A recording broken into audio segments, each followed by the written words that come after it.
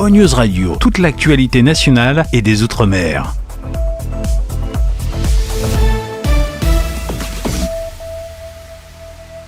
Jurassic Island, premier parc dédié aux dinosaures de toute la Caraïbe. Parcourez le parc à la rencontre de dinosaures animés à taille réelle.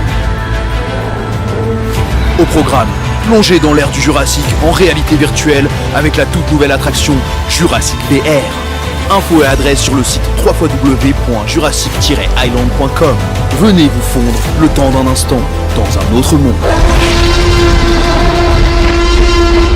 Pour l'édition du jour, le rapport du défenseur des droits, la rumeur sur le corps d'une femme découvert à Mlia, grève des taxis en petite terre, tension humanitaire à Mayotte, et nous finirons avec l'État qui cherche à faire des économies. Mais tout d'abord, à la une de ce journal, le rapport d'activité 2023 du défenseur des droits, bien éloigné des réalités mahoraises. Le rapport d'activité 2023 de la défenseur des droits souligne des déficiences persistantes, en particulier dans l'accès aux services publics et la gestion de la crise de l'eau. Les atteintes aux droits ont été exacerbées par cette crise, affectant le quotidien des habitants avec de nombreuses coupures d'eau. L'accès aux services publics y est inégal, notamment en matière de santé, de prestations sociales et de logement. De plus, la situation des droits de l'enfant est préoccupante, de nombreux enfants n'étant pas scolarisés. Le défenseur des droits a également été saisi concernant la publication tardive d'arrêtés préfectoraux relatifs aux locaux de rétention administrative, une pratique contestée par les associations via des référés liberté. Cependant, le même rapport omet des aspects importants tels que la situation de 5 à 6 000 mineurs isolés et le fait que les Comoriennes au centre de rétention administrative ne signalent pas leurs enfants, les laissant abandonnés à Mayotte. Ce rapport tronqué ne reflète donc pas entièrement la réalité vécue par les Mahorais. La vérité sur le corps d'une femme retrouvée morte à Mlia pour la suite de ce journal. Les réseaux sociaux sont en ébullition suite à des rumeurs infondées concernant un cas de choléra à Mlia, dans le nord du territoire. Selon un message largement partagé, une femme originaire de Grande Comore aurait été retrouvée morte dans un champ et un médecin aurait diagnostiqué le choléra. Cependant, l'agence régionale de santé de Mayotte a confirmé que cette information est totalement fausse. Le corps de la femme a bien été retrouvé dans un champ, mais les tests ont révélé un résultat négatif pour le choléra. Il ne s'agit donc pas du second cas de choléra sur le territoire. L'enquête est en cours pour déterminer la cause du décès. À ce jour, un seul cas de choléra a été recensé à Mayotte. Il s'agit d'une femme en provenance d'Anjouan arrivée par Kwassa. Les autorités sanitaires ont réagi rapidement dès l'appel au centre 15. Des équipes ont suivi la procédure de l'ARS pour contrôler la situation. Bien que la personne ait brièvement résidé à Passamaïti, aucun autre cas n'a été signalé dans le village. Les procédures mises en place semblent efficaces pour éviter la multiplication des cas de choléra sur le territoire. Et pour rappel, se laver les mains et consommer que de l'eau potable évite la propagation du choléra. Enfin, en cas de symptômes, il faut appeler le 15. Social, avec la suite de la grève des taxis en petite terre. Grève des taxis qui est suspendue. En effet, après 2 jours de mobilisation et suite à une rencontre avec le conseil départemental hier, les chauffeurs de taxi attendent des propositions concrètes d'ici vendredi. Pour rappel, ils revendiquent la réhabilitation de leur ancien parking, la mise en œuvre d'une compensation financière due aux pertes de chiffre d'affaires et surtout que le conseil départemental tienne ses engagements. Selon Bazaina, le porte-parole des chauffeurs de taxi, si leurs demandes ne sont pas satisfaites, notamment la réhabilitation de leur parking et une compensation financière, ils envisagent de reprendre la grève avec des actions plus marquées. Ils attendent un document signé mentionnant les engagements du conseil départemental. Des chauffeurs de taxi qui vont devoir s'adapter à l'évolution du territoire et aux demandes de la population qui apprécie toujours plus de se déplacer en bus. Et comme on dit chez nous, Jishtema, autre lieu mais toujours des tensions, à Cavani, c'est toute Mayotte qui fait face à un défi humanitaire. Cavani où la foire Ramadan a commencé avec du retard et qui plus est dans un contexte de tension inédit. Jugez plutôt, les commerçants sont parqués derrière des barrières dans un espace surveillé par une équipe de sécurité et des migrants africains dorment le long des barrières. Des circonstances qui n'encouragent pas les clients à faire leurs courses pour l'Aïd pendant que 200 100 personnes démunies dorment avec leurs enfants au sol. Et c'est tout le quartier qui est concerné par les nuisances depuis le rond-point du Baobab jusqu'au rond-point du stade. Au niveau sanitaire, la situation est catastrophique. Absence de points d'eau, de toilettes et le risque de choléra qui pèse sur Mayotte. Les migrants font leurs besoins dans la nature, notamment dans la rivière toute proche. Et la situation n'a pas fini d'empirer puisque les migrants continuent à arriver d'Afrique. Le maire de Mamoudzou prévoit de demander le concours de la force publique. Mais ce concours sera-t-il accordé? En tout état de cause, toute la solution réside entre les mains de l'État. Je vous propose de clôturer cette édition en économie avec le ministre de l'économie, Bruno Le Maire, qui s'est exprimé sur le déficit budgétaire de la France. Un déficit qui atteint 5,5% du PIB en 2023. Et face à cette situation, le ministre se montre prêt à engager des discussions pour réduire les dépenses publiques. Au cœur des débats, la question du remboursement des dépenses de santé. Monsieur Le Maire propose de revoir les modalités de remboursement des médicaments. Il dit n'avoir pas oublié que la franchise de médicaments a déjà été augmentée de 50 centimes à 1 euro pour non pas pénaliser les personnes gravement malades, mais pour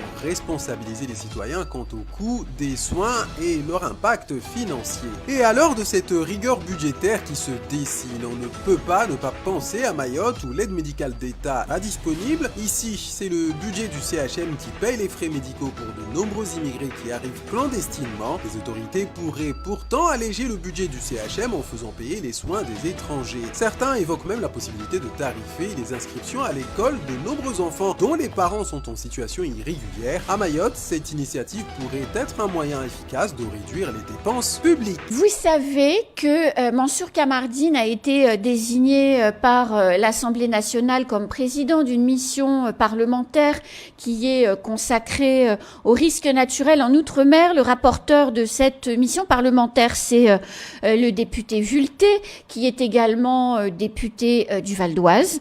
Et ils sont tous les deux en ce moment à Mayotte pour travailler sur les risques naturels et évidemment de notre département. C'est une étape dans la tournée qu'ils sont en train de faire de tous les Outre-mer.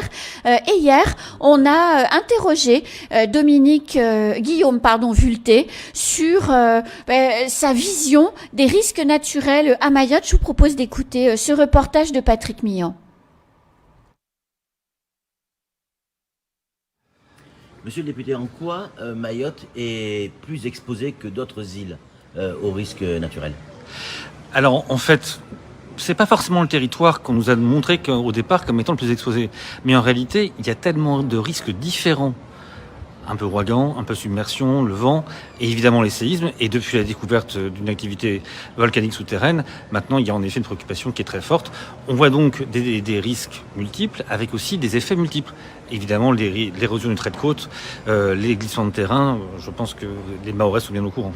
Alors, si effectivement il y avait une éruption volcanique, qu'est-ce qui se passe pour Mayotte?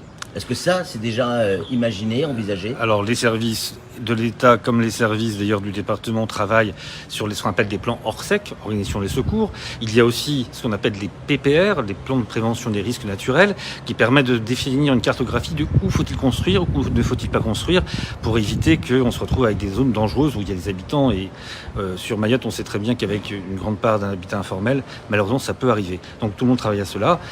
C'est aussi il faut du temps pour comprendre les mécanismes. Tout n'arrive pas demain. Alors là, on est dans la prévention. Mais le jour où ça arrive, ça sera trop tard pour la prévention. Oui et non.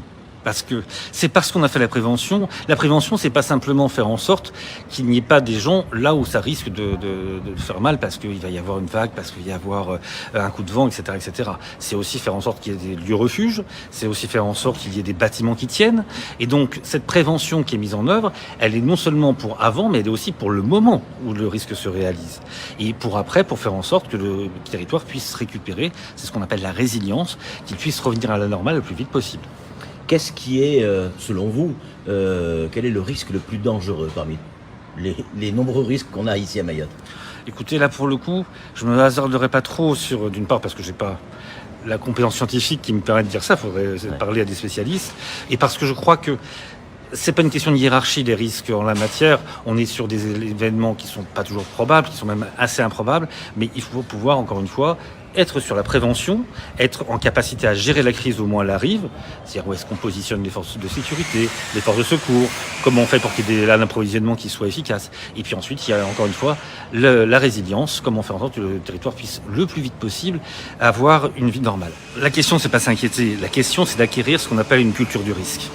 Je vais vous donner un exemple qui n'a rien à voir avec Mayotte, mais vous allez comprendre pourquoi. Saint-Pierre-et-Miquelon.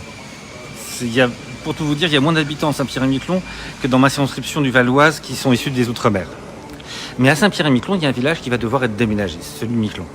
Parce qu'il y a la hausse du niveau général des océans.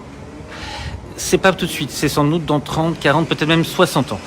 Mais ils s'y prennent maintenant parce qu'il faut du temps pour que les choses soient comprises, soient rendues acceptables auprès de la population et pour les gens, il y a des bons réflexes. Il y a des territoires, et c'est le cas aussi quand même ici, où on fait des exercices.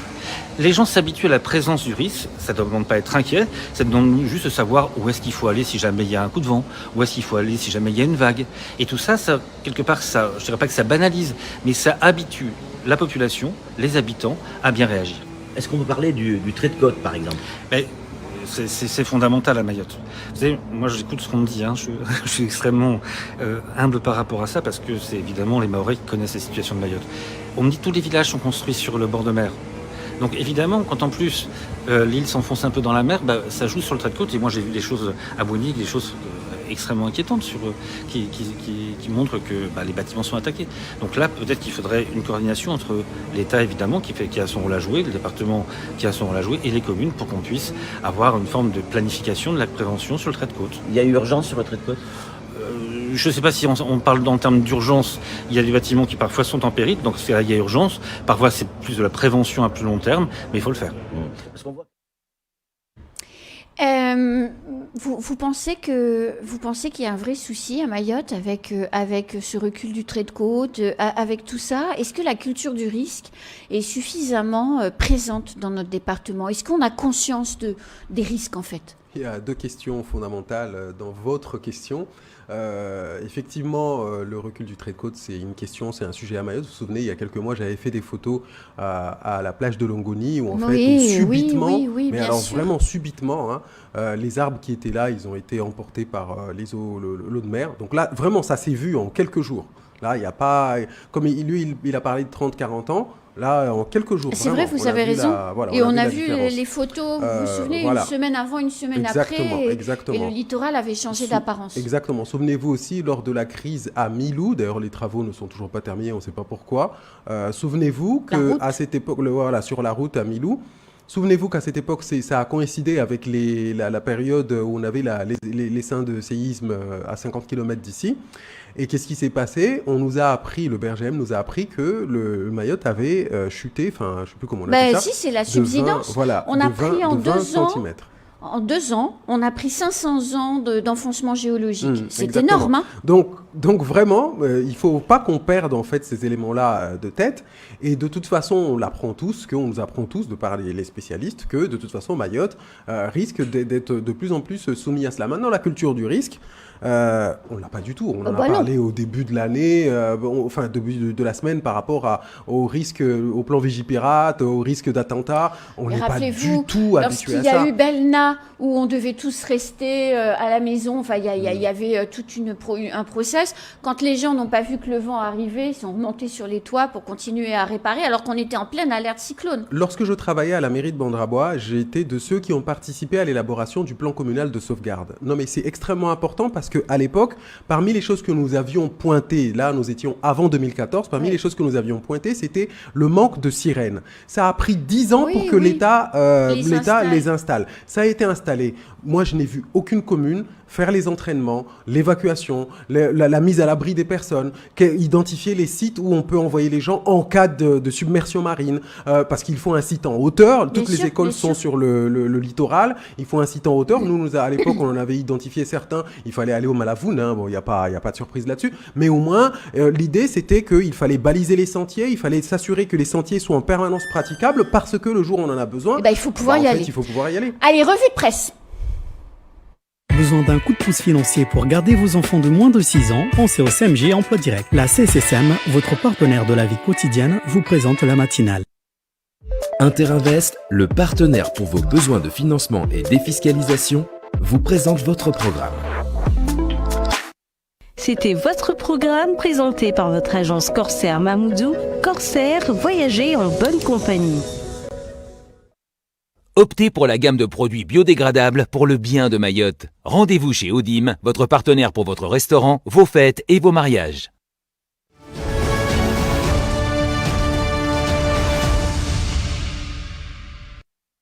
Il a remis ça. Ah. Jean-Hugues Rattenon. Oh là là là là. Il a remis ça. Je sais pas quand il va s'arrêter en fait, parce que quand on l'a au téléphone, il dit qu'il adore Mayotte, qu'il aime les Mahorais, qu'il a jamais critiqué, qu'il veut la paix dans les îles et tout et tout. Et à chaque fois, et juste après, paf, il en fait une autre. Alors là, il a écrit un communiqué de presse que son conseiller parlementaire a adressé, je suppose, aux rédactions, dont la nôtre.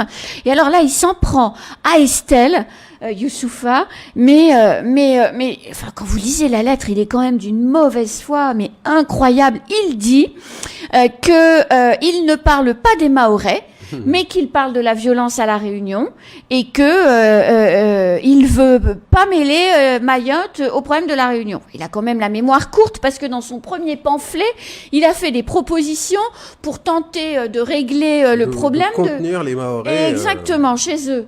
Enfin bon, donc voilà. Alors, moi je voulais quand même vous donner une information.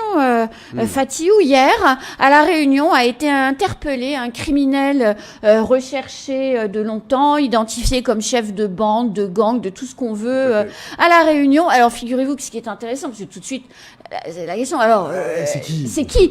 C'est qui ? Ça intéresse tout le monde. Mais oui. Et alors figurez-vous que c'est un jeune homme dont les parents sont un Comorien, deux Réunionnais, c'est-à-dire il a un parent, je ne sais plus si c'est père-mère, mais l'un des deux est comorien et l'autre est réunionnais. Voilà. Il n'y a pas de Mahorais là-dedans, on est bien d'accord, Fatiou. Ou alors on est d'accord. La messe est dite, hein. La messe est dite. Voilà. Circuler. Il n'y a plus rien à voir. Donc il y a quand même un énorme problème du côté réunionnais d'assimilation de Mayotte avec les Comores. Je suis désolée. Ça mérite des excuses parce que tout simplement, en fait, nous, ça nous est extrêmement douloureux. Nous ne sommes pas comme certaines populations qui, lorsqu'il y a des problèmes, excusez-moi, c'était moi qui sonnais. Lorsqu'il y a des problèmes, lorsque leur communauté, entre guillemets, hein, je mets beaucoup de guillemets à communauté parce que voilà, les personnes originaires, on va dire, du territoire qui est ciblé, eh bien, il y a beaucoup de personnes en fait qui n'en ont rien à faire. À Mayotte, on le voit depuis le temps qu'on dénonce des violences, alors que franchement, je le dis officiellement, vraiment, mais de manière très responsable, les Mahorais, il n'y a rien à dire. Les Mahorais, ils aiment les étrangers. O-News Radio sur outremernews.fr.